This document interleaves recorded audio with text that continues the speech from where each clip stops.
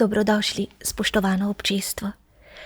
Mrežaste zavese časa se razredčijo, krivina tav se napne in mi smo v sijajni družbi režiserke Nike Bezeljak, dramaturginje Maše Radibuh, avtorja likovne podobe in scenografa Eneja Gale in igralca Iztoka Lužarja. Iskreno dobrodošli vsi. V svetu živalske farme skušamo domisliti svojevrstno alkimistično formulo, da bi svoje življenje doživeli pristno, polnokrvno in s čim manj nepotrebnimi ranami. Nika, kako vi kljubujete zakonom obstoja, ki so včasih še in še trdi?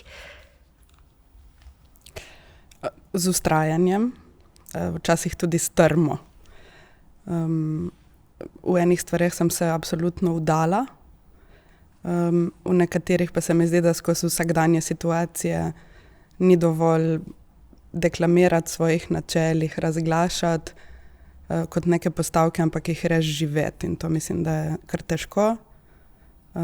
Je pa meni se izkazuje tudi kot najbolj plodno, no? Čeprav so to majhni koraki. Pa zagrizimo prav v snov predstave, čisto sveže predstave Samson in Roberto Fjordski razgled. Iz kakšne snovi sta osrednja naslovna protagonista? V podpisu uprizoritve povabite v deželo čudakov in osamljenih duš, kjer mislijo in živijo prijateljstvo, sprejemanje in tovarištvo. Osrednja lika, tudi zaradi naslova zbirke knjig, sta Samson in Roberto, ampak gre za v bistvu družbo štirih, ki bivajo v penzionu Fjordski razgled in ga tudi vodijo, in gre za štiri zelo različne osebe, štiri zelo različne like, ki so ne samo avtentični, ampak tudi precej ekscentrični. Gre za nekaj, kar manj pogosto srečamo v zgodbah. Mogoče nekaj, kjer se ne večina prepozna, zagotovo pa tisto, kar kdo kdaj išče in v predstavah in v knjigah, pa redkeje sebe najde. Tukaj pa v tej ekscentričnosti in posebnosti je pa to nekaj, kjer pa se po mojem marsikdo lahko najde, kjer se pa pogosto ne. Maša, kako zvesti sta bili z Niko izvirni legi mladinskih romanov Mirjina naslova Samson in Roberto dediščina po stricu Rintintaju in Vražje urane Ingvarja Ambjørnsena v dinamičnem prelitju Marije Zlatnar Moje? Zagotovo smo ohranili velik del situacij in likov iz knjig. Sva pa v bistvu ogromno sami tudi glede na odločitve tega, kako sva želeli, kam da naj zgodba pelje, sva pa marsikatero situacijo morda časovno premaknili drugam, ki je tudi kakšne like dali kako repliko kakim drugim likom, ampak mislim, da neka srž zgodbe in ta poanta, ki jo tudi knjige želijo poudariti, torej to zbirališče nenavadnih oseb in neko medsebojno sprejemanje, učenje tolerance, da je to ostalo. Naju je pa ta misel tudi vodila kar nekaj v bistvu novim situacijam ali pa novim replikam, ki pa so jih potem mi dve sami dodali. Ampak bi rekla, da bralci, ki so tisti, ki poznajo knjižni zbirki, da bodo v predstavi našli, recimo, bodo prepoznali bodisi like, bodisi situacije, morda bo pa kakšna stvar tudi presenetila, glede na to, kaj smo mi dve doprinesli recimo k zgodbi, ampak mislim, da smo ostali v nekem tonu, v atmosferah, tudi v nekem humorju in dinamiki, pa kar zvesti knjigam. Enej Gala, kako ste postavljali prostor predstave? Trajnostno občutljivi ste v pisanih dogajalnih okvirih uporabili ta iste elemente in jih še in še gibko oživili, kaj ne? Ja, mislim, da se je prostor zgodil v takem konstantnem dialogu z režiserko od začetka, ne. Mislim, se mi zdi, da sem gradil prostor, ampak smo ga gradili bolj, kot da sem ga jaz gradil. Mislim, da pač pri Lutkah je to še ful bolj izpostavljeno tudi zaradi animacije in 6 igralcev, ki so v tej predstavi prisotni in vsekakor pač je treba šteti roke, šteti korake, marsikaj je treba šteti. In v tem smislu mislim, se je prostor nekako sestavil, ne? Sestavil se je preko neštetih dialogov in neštetih šteti. Iztok Lužar, v svetu, kjer so napake popolnost, ste pošteno pretipali meje animiranja. In v istem vas vprašam, kdo je plastoviti Roberto? Z animacijo je bilo v bistvu tako, da takoj, ko smo lutke dobili, smo se že začeli ukvarjati z animacijo, no? Začeli raziskovati, kako naj bi, v mojem primeru maček, sedel, kako naj bi se gibal, kako naj bi govoril, kakšne gibe naj bi imel pri raznih čustvih, raznih izpovedih, kako se pogovarja, kako se v bistvu odziva tudi na drugo lutko oziroma na soigralca, jaz konkretno. Tako da s tem smo imeli kar dosti tistih prvih vaj. Se mi zdi, da Roberto, takšen kot je, po njegovem značaju lačen, reven, pameten, tudi malo pohlepen, v narekovajih, se mi zdi dobro znajde med vsemi temi čudaki. No? Se mi zdi, da se zna prelit in izlit z množico odpadnikov in različno mislečih se osebkov, duš in je kar tak zanimiv lik. No. Ja. Živimo v precej somračni dobi, podjetja namesto narodov, potrošniki namesto državljanov, konglomerati namesto mest. Nič več ljudi, samo številne javnosti, tako nas naslavljajo. Toda moč napačnega, moč zla se vselej spet razbije ob posamezniku. Osnovna celica družbe je posameznik in v predstavi so posamezniki tvorne celice. Denimo v Fjordskem razgledu je na voljo le vegetarijanski jedilnik. Razlog je razumljiv in preprost. Nikakor ne bi želeli, da bi bil kdorkoli v strahu, da ga bodo pojedli. Ali ne, Nika? Ja, res je. Mnogo načel, pravil in dogovorov vedno velja, ko sobivamo. Ne? In seveda smo kot posamezniki gradniki različnih in raznorodnih odnosov in skupin in skupnosti. Ampak pomembno je po mojem prav to, kako in zakaj in na kakšen način smo skupaj. In k temu je težila tudi uprizoritev in zato tudi inspiracija pri teh delih od Ingvarja Ambjørnsona, spraševanje o tem, kako biti skupaj. Kako te posamezni delčki, ki jim je dovoljeno biti vsak v svojem svetu, vsak za svojimi posebnostmi, za sprejemanjem drugačnosti, vseeno se ukvarjati s tem, da so skupaj. In vztrajajo skupaj in uspejo biti skupaj. Par pravil, kot seveda to, da eden drugega ne bodo kljub silni lakoti pojedli, pa more veljati. Absolutno.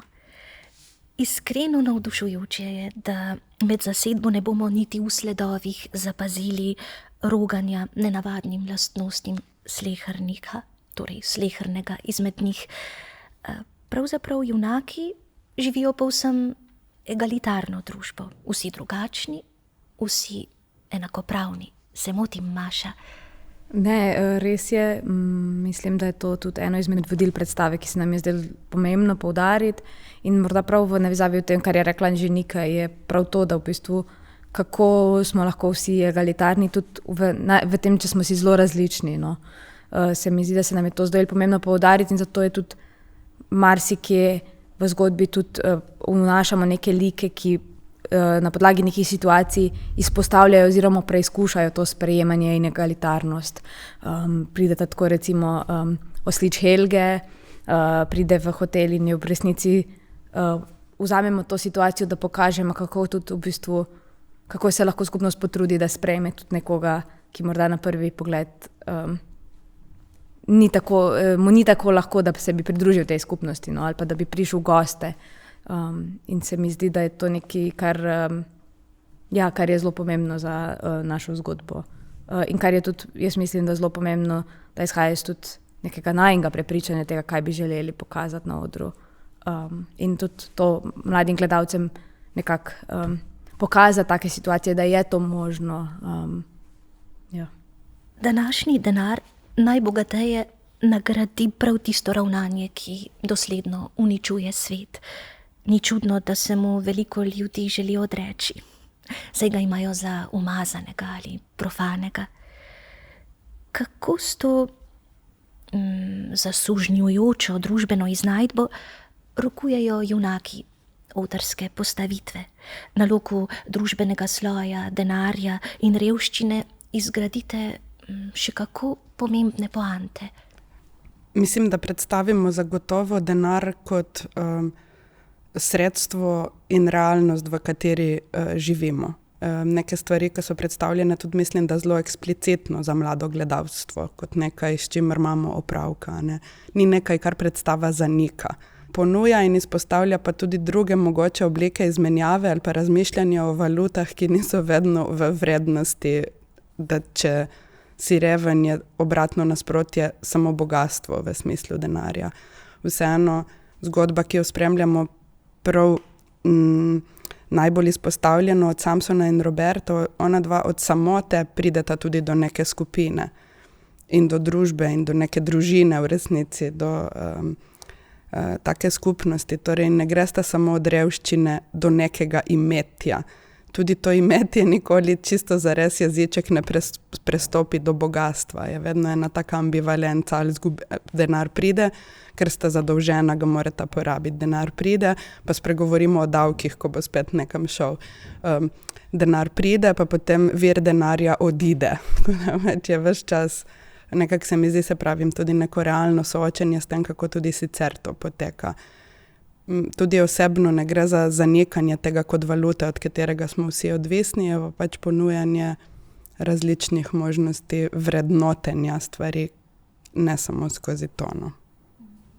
Ja, da bi morda dodala, da po drugi strani, če sta skozi osrednja protagonista, spremljamo to, kar je že Nika povedala, recimo to, kaj lahko prinese denar, ampak da tudi kaj so te alternativne oblike, po drugi strani skozi neke manjše zgodbe odpiramo tudi vprašanje te egalitarnosti ali pa neegalitarnosti v odnosu do denarja. Recimo imamo vprašanje dediščine, podedovanja in kaj omogoči v resnici neko podedovano premoženje, nepremičnine, bogatstvo ali pa v bistvu z temo davkov na nek način, s tem, da v bistvu dobita denar, pa ima odteka in da se v bistvu zavedata, da nimata ničesar, pa morata vseeno dati davke, sva pa vseeno želeli malo nakazati tudi vprašanje pravičnosti davkov v tako razslojeni družbi, v kateri se danes vedno bolj gibamo.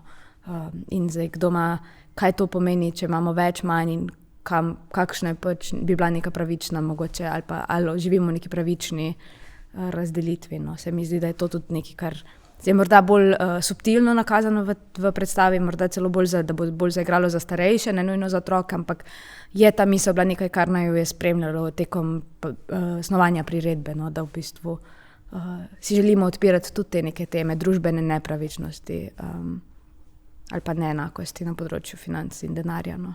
Kako pomemben poudarek, tudi za otroke, zanesljivo. Velika pošast, obstoječi sistem kapitalizem, vemo, potrebuje negotovost, da bi nas prizadevno izkoriščal in preprečil sleherni upor. Zaradi strahov se na vse zadnje izogibamo temeljnim premislekom in analizam velike civilizacijske krize. Strahovi nam celo nemara preprečujejo, da bi razmišljali o rešitvah in predvsem opogumljajo izrazito individualistično vedenje. V sozvočju s takim vedenjem pa so novodobne družbene platforme, se zdi, kjer se je strašno težko znajti med preštevilnimi izkrivljenimi zrcali. Tako izrezano pred občinstvo stopi tudi vprašanje avtentičnosti. Na oltarju tega časa žrtvovane zdrave samopodobe, ali ne? Tako je. V predstavi je pravzaprav prav en lik, ki to predstavlja, dobesedno socialna omrežja oziroma vplivništvo, nekaj, kar je zagotovo generaciji oziroma tej starostni skupini, ki smo imeli v mislih ob pripravljanju prizoritve, realnost, ki jim je enako pomembna kot ta otipljiva in vsakdanja, v kateri bivajo tudi svojimi telesi. Mislim, da je to, čemur smo sledili pri delanju predstave, predvsem to, da smo se izogibali moraliziranju ali pa postavljanju načel pro kontra, ampak je mogoče samo vzpostavljanje odnosa do tega, kaj pomeni iskanje potrditev skozi to, kaj pomeni, če skozi to se izkrivlja resnico, na kak način več teh plasti biva skupaj. Ohranjali smo pa vse naše dogajanje v tem fizičnem svetu nekako. V resnici precej skozi kakšen odnos imajo do lika Benija, tega vplivneža, tudi pomeni neko odklanjanje pomena tega kot centra pozornosti in ukvarjanja samim sabo skozi to perspektivo virtualnega, namišljenega, v bistvu tisto, kar skreiramo sami ali pa drugi kontra temu, kar bi mi želeli.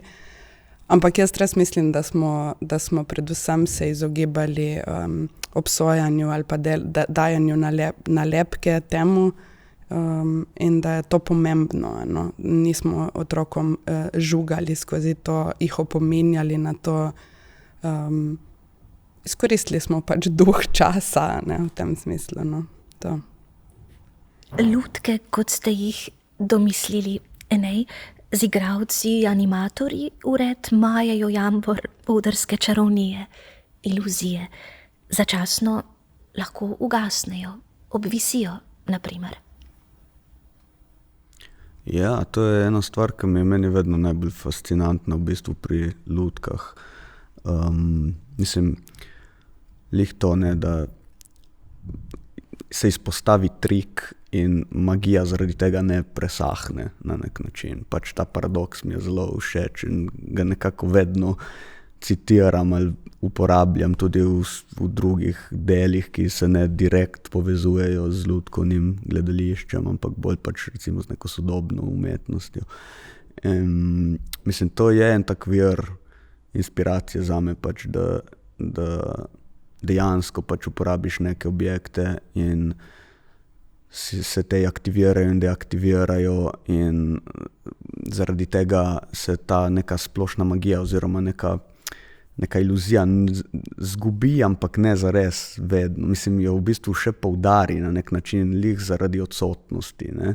Mislim, to se mi zdi, da je pač tako vedno mi je zelo fajn, ker Nika se mi zdi, da dosti uporablja ta princip v vseh svojih predstavah. Mislim, tudi prej smo imeli razne podobne principe, ko so recimo, ne vem, neki objekti v enem trenutku bili neki, v enem drugem neki drugega, pač, in ta metamorfoza z minimalnim vnosom je nekaj, kar po mojem pač je tako vedno aktualna, ne, pri lutkah, ampak potem tudi širše, ne. Jaz to vidim tako, pač, ne vem, mi je dokaj pri srcu ta stvar. Ja. In tudi, kot ste podčrtali, narativno zelo učinkovita. Iztok Lužar, kakšen je tokrat odnos med vami, igralcem, animatorjem in lutko? Junaki se sukajo za četrto steno, vi pa se neredko pregrizete skoznjo. Kako to napravite? S kakšno namero? V bistvu je zdajšnji teater, no, tako v zadnjih nekaj let ali pa desetletje, zelo igra skozi četrto steno. Nekako poskušamo z lutko ali pa s svojim fizisom nekako zaobjeti dvorano in tudi gledalce povleči z nami v predstavo, da lažje občutijo, lažje verjamejo, lažje sobivajo z nami, da so tudi mogoče v dvorani, da so z nami tudi na odru. In se mi zdi, da je to zelo pomembno, ker imajo tudi potem gledalci občutek takšen, da so tam, res z nami. No? In je včasih je dosti samo pogled ali pa reakcija, pa ne govorim zdaj o nekem šmiranju, tako v narekovaju, ne? Ampak včasih je dosti samo, da pogledaš in te razumejo. Res te razumejo in je v nekaterih momentih dovolj. Ne rabiš nekih besed, ne rabiš nekih ful akcije narediti. Zaradi tega, ker se gledalci niso neumni, so pametni ljudje, ki hodijo. In se mi zdi, da to podajanje žogice njim in oni nam nekega ključnega pomena v teatru zdaj. No? Tako da smo se kar dost posluževali, se mi zdi, tega prebijanja stene. Tako da zelo zanimivo in fajn. Lahko nekaj dodam. Želeli smo se še več. Ne? Želeli smo uvesti v bistvu nekaj, kar jaz tudi mislim, da je zdaj zelo prisotno pri nekih uprizoritvenih postopkih, načeloma neko princip, ker recimo, da ga tako poznamo kot brechtovski način, ne, pripovedovalca oziroma kot smo mi zastavili komentatorja, pozicijo komentatorja. To nam ni čisto uspelo, ne, to moramo čisto iskreno povedati. Ravno zaradi vseh zakonitosti, ki se jih pa pri ustvarjanju lutkovne predstave do neke mere moraš držati. Zaradi tega, da lahko zafunkcionira animacija, da lahko v enem trenutku lutkam daš prostor, da jih ne ves čas motiš. Ne? Ali pa nismo dovolj bili, jaz nisem bila dovolj pripravljena na to, kaj to prinese s sabo, ali pa čas za to, da raziščeš, do katere meje to lahko potisneš, da si še vedno razumljiv, glede na to, da smo še vedno pripovedovali zgodbo. Mogoče bi si več tega lahko privoščili v bolj abstraktno zastavljenih gabaritih, neke vsebine. Tako, no. Ampak ja, to bi zastavljeno pa je bilo tako, da bi komentatorji v resnici imeli še več stika z občinstvom in ne samo polagali besede v usta, ampak mogoče nagovarjali tisto, kar občinstvo v tistem trenutku razmišlja, želi komentirati ali pa tisto, kar se ne sme reči, ali pa mnenja, ki ti mogoče prehitro izletijo. Neka dva taka nivoja, kar smo potem v bistvu strnili v eno komentatorko, ampak ja, se pa gibamo ves čas po tej meji, pogledi v publiko so dovoljeni, absolutno prebijamo to steno. Mislim pa, da je kljub vsemu klasično odrsko zastavljena predstava, no, ne leze čisto čez. No. Sedanji čas je v predstavi razmeroma nenapet. Pripovedni postopek vsebinsko razgibajo hipni spomini na pretekle dogodke, ki seveda osmišljajo tukajšnje. Se strinjate, Maša? Ja, tako kot je mogoče Nika rekla za komentatorje, je morda tudi, so tudi flashbacki neka zasnova, ki se je glede na proces in glede na potrebo po jasnosti morda za odtenek spremenila. Zdaj imamo se predstava začne v sedanjosti in je potem skozi flashbacke spoznamo zgodbo Samsona in Roberta, Fjordskega razgleda in Grete, ene izmed likov, potem pa se spet preselimo v sedanjost, kjer postane čas veliko bolj osredotočen okrog nekega pričakovanja, neke zgodbe, neke napetosti, ki je v resnici prihod Helgeja, tega Osliča in pa Vražjih vran, benda, glasbenega benda, smo pa skozi točno to razmišljali, kako v bistvu skozi neke flashbacke v predstavi morda na nek drug način razkriti neke pomembne teme oziroma pomembne tudi lastnosti nekih likov, morda izpostaviti neke situacije, ki nimajo nujno neposredne veze z zgodbo, ki jo spremljamo v recimo neki rdeči niti predstave, ampak nam dajo pa nek uvid točno to v neke specifičnosti teh likov. Recimo flashback je, da razumemo strašno lakoto Samsona in Roberta, recimo, da razumemo v bistvu to, zakaj je njima tako pomemben denar, da nista samo pohlepna, ampak da izhaja iz v bistvu neke dosti traumatične zgodbe iz preteklosti in spoznamo v flashbacku tudi Greto, Jazbečevko, ki ima nek prisrčen prizor s Kurtom Gregorjem, kjer v bistvu naslavljamo teme zaljubljenosti, zasanjenosti.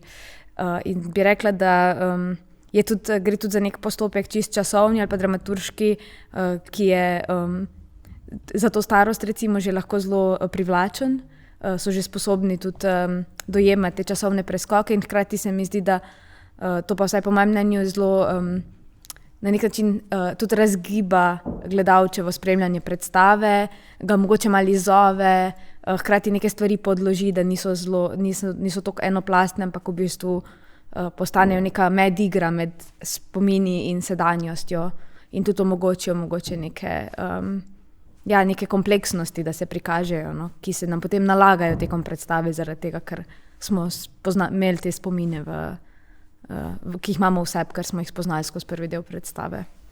Ne vem, če se morate strinjati z mojim vtisom, da ako se zazremo globoko in globlje, nam prav zlahka zavlada velika samota.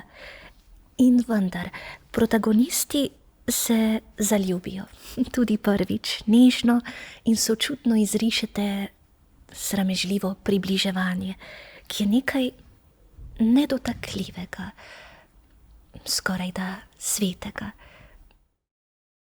Kdo bi želel razmišljati o tem vidiku? Zaljubljenost oziroma recimo temu dovoljenje do nekih zelo nedolžnih čustev, ki so tudi povezane lahko z sramom ali pa z spoznavanjem nekih občutkov v sebi, ki jih mogoče do takrat nisi poznal. Spet vzeto v zakup, za katero starostno skupino smo to razmišljali, pa mislim, da ne samo to. Je tukaj pomembno tudi postavljeno k likinji oziroma protagonistki Greti, ki jo sicer najprej po napovedi spoznamo kot skvoterko, kot nekoga močnega, ki se zna braniti, se postavi zase, skratka nekoga, ki ga potem ulovimo na tem, da ima več obrazov, no? Da je razplastena oseba in da dovolimo tudi takemu liku dati in podati to nežnost ali pa to neposrednost, in jaz bi to izpostavila v tem prizoru. Je pa to nekaj, no to mogoče čisto, imam 2 hčerke, ki so malo starejše sicer od te starosti, za katero smo delali, je pa to nekaj, kar jim je zelo težko gledati, nekaj, kar je pa gledalcem te starosti nekaj, o čemer se pa raje ne bi pogovarjali, kar pa mislim, da je tudi super odprta vrata za to, da mogoče nekje pa lahko to vidijo brez velikega romantiziranja v zelo nenavadnih okoliščinah in nenavadnemu paru,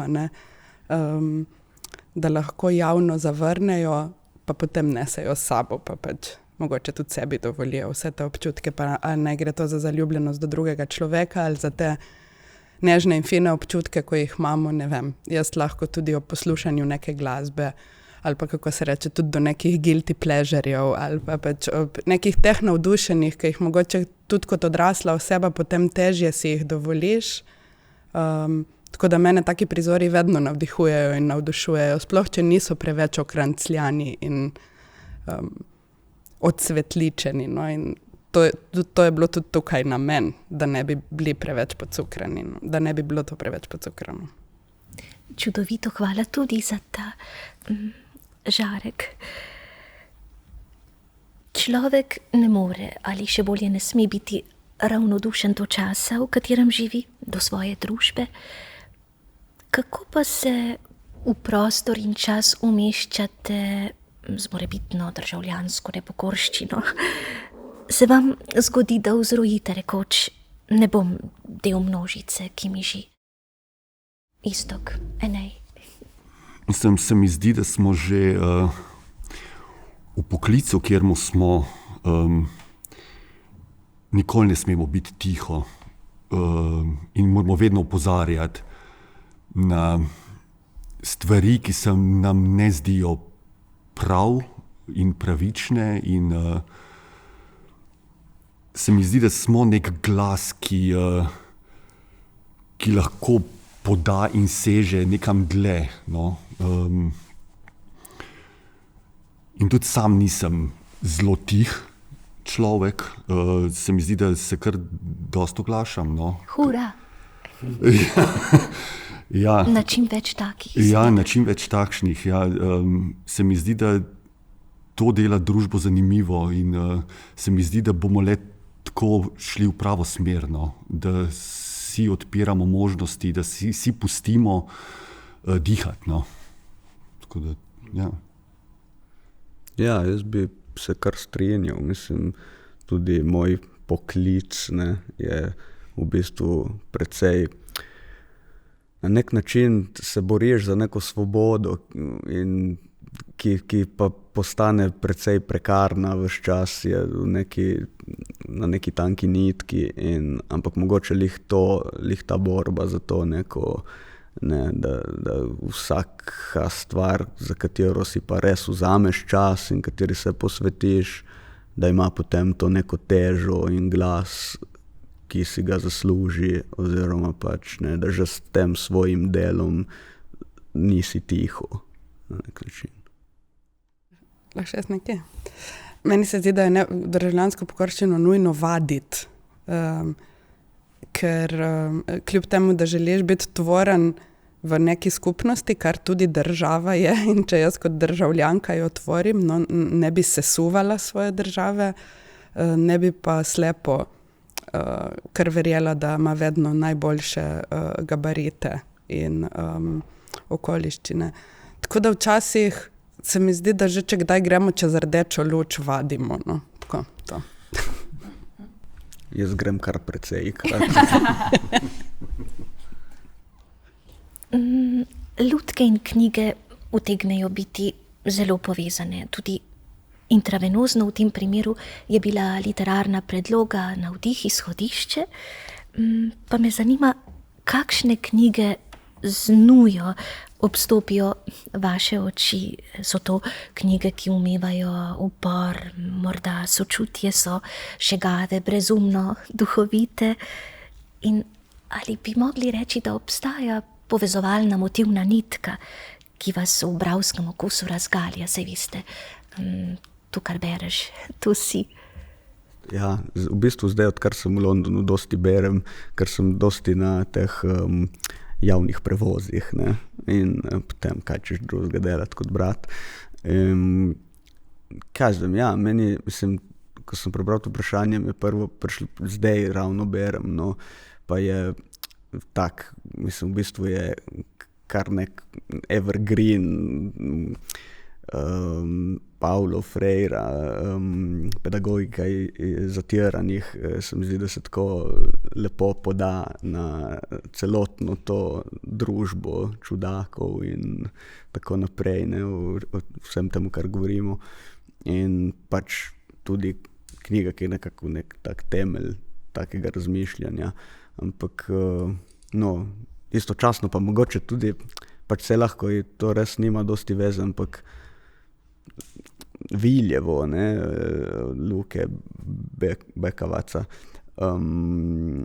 Se mi zdi, da imate dobre preskoke v času in neke, mislim, v bistvu je, kako opišeš neko družbo skozi nek drugi paralelni čas in kako v bistvu gotoviš, kaj je, kako se ene stvari spreminjajo glede na perspektivo, iz katere gledaš, in mislim, sej tam je to zelo zelo drugače zastavljeno, seveda, ampak pač, ne vem, nekako te dve stvari so mi prišle takoj nekako, no, so mi oblile oči. Ja, jaz bi v bistvu rekla, kaj berem, da se v resnici tudi zelo povezuje tudi s predstavo, s katero smo delali s temami. Da imam rada knjige, ki so ravno to, so fragmentarne morda, ki prepletajo, recimo mogoče kot en primer Argonauti, Maggie Nelson, kot neka recimo knjiga, kateri se vračam in vračam, tudi zato, ker gre za v bistvu morda tako, kot bi želela gledalcem ponuditi, tako, kot smo rekli, da mogoče malce nenavadni liki, nekaj, kar ni vedno predstavljeno, tudi sebe kot nekoga na presečišču raznih identitet vedno iščem v knjigah in imam v bistvu rada knjige, ki preizprašujejo točno to neke samoumevnosti, kategoriji našega bivanja in v bistvu, ki mogoče ravno to, s čemer smo začeli, ki v bistvu nekako osmišljajo to, kako tudi obstajati v tem sistemu, kako se boriti proti njemu in kje najti te neke špranje. In se mi zdi, da v bistvu gre za take neka branja, ki se v resnici zdaj vidim, zelo povezujejo tudi s to predstavo in zakaj sta mi bili recimo te dve knjigi, že ko je Nika prišla do nas, do mene z njima. Kje so tu neke podobnosti, čeprav gre za res različne teme, različne starostne skupine, da se mi zdi, da so take knjige, ki mene tudi potem opogumijo, polnomočijo, pa hkrati mi ponujajo, nenehno me izzivajo v tem preizpraševanju tega, kaj je normalno in kaj ni in kaj so neke možnosti bivanja mogoče na tem svetu.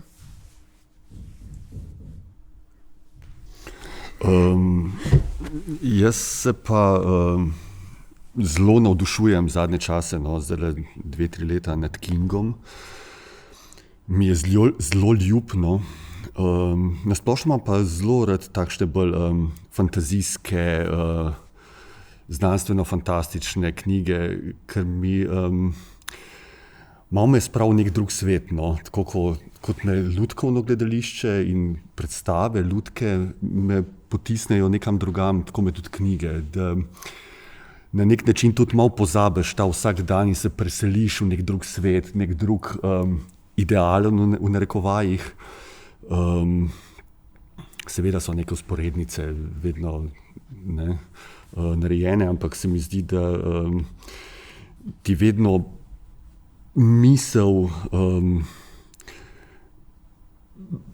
ti ful dela, no, oziroma ta domišljija, kaj še vse bi lahko bilo, no, in obstajalo. Tako da to.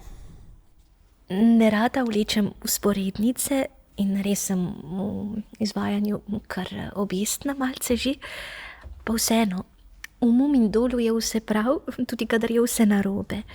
Tudi v družbi Samsona, Roberta, Oli, Grete je vse prav, naj si bo še tako narobe.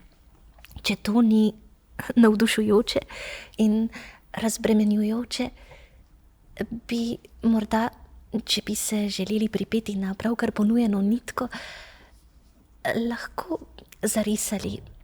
Vem, da je to strašno nehvaležno, pa vendar, tako kot vsaka knjiga poišče svojega idealnega bralca, ima najbrž tudi ta predstava svoje količkaj idealne gledalke in gledalce. Malo v šali rečeno, seveda. Kako utegne gledalka, gledalec doživeti predstavo, morda z osrednjim poudarkom v vaših očeh? Kaj torej odpotuje z občinstvom? Kaj porečete? Jaz se ne strinjam, da vse prođe v Fjordskem razgledu, da je vse narobe prav ali pa da je čisto vse vedno prav, tudi če je čisto narobe. Mislim, da so zelo zaščitniški do tega, če nekoga je treba zavarovati, da se vzpostavljajo načela v nekem dialogu, dokje je nekaj možno, dokje se da stvari potisniti in kdaj se presegajo meje posameznika.